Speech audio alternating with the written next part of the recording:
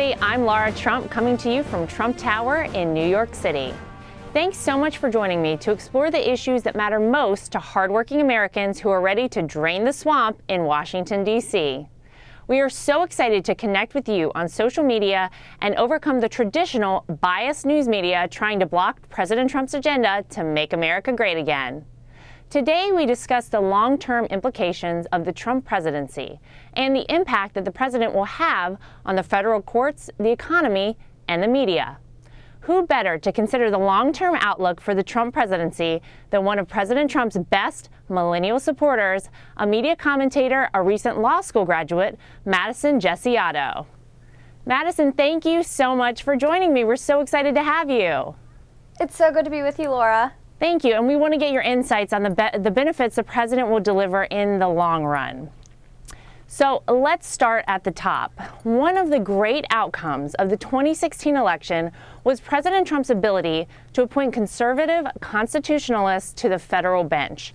Everyone knows about the incredible selection of Neil Gorsuch for the Supreme Court. But tell us about his other appointments in the federal courts so far.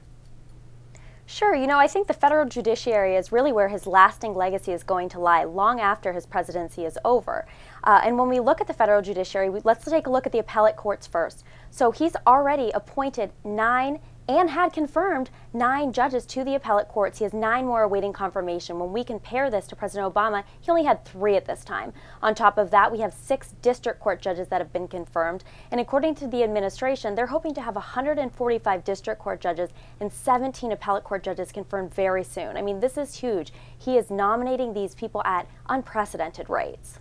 It's so important. The courts are incredibly important to where the country is headed. If you think about it, some of these judges will serve on the bench for 30 or 40 years.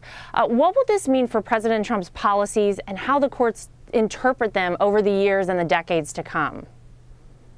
Yeah, so since January, we've seen a lot of these circuit court judges specifically, and these courts that have been, attacking President Trump's policies. We look at the 9th District Court to be specific when we look at things like the travel ban and immigration. Yep. And so by having judges appointed by President Trump, this will have a lasting impact. A lot of these judges that he is nominating are young, and so having them on the bench, they'll be there for a long time, and they'll be able to bring originalism back to the bench, just as we saw with Neil Gorsuch in the Supreme Court.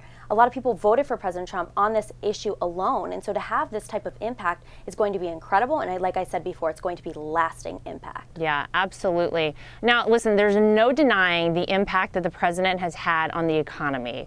Growth is at 3.3% right now. There's a lot of new hope for especially young families out there, including new jobs, better pay.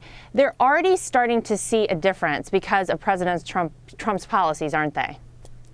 Oh, absolutely. And when we're looking at the economy, we can gauge his success in terms of highs and lows.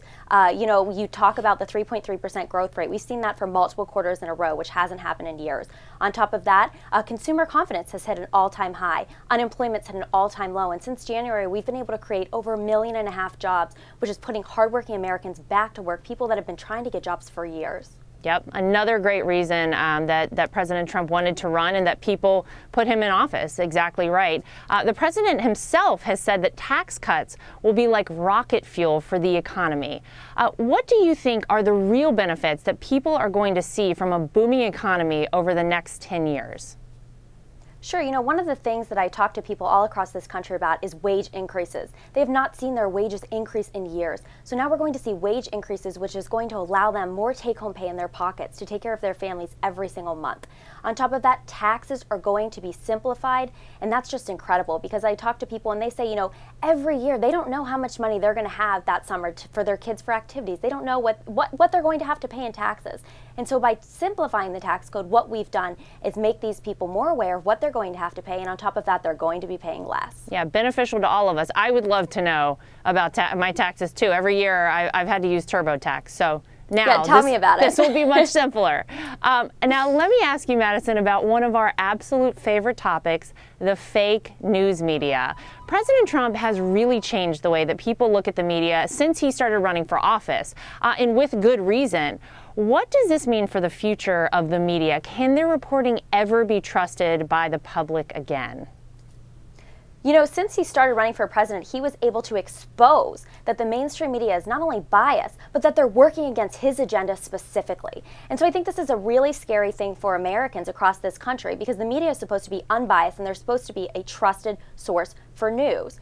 But, you know, when it comes to whether we can trust them again or not, I think, yes, we can, but it's going to take a lot of change on their part, and they're going to have to be held accountable for what they've done. We just looked back a few weeks ago with ABC and Brian Ross's fake news story. Not only did this hurt the Trump presidency, but this hurt Americans everywhere when we saw the stock market temporarily plummet as a result of this. So we need to hold him and these news organizations and other reporters like this accountable, make sure that we're getting big, real news stories back out there. Absolutely.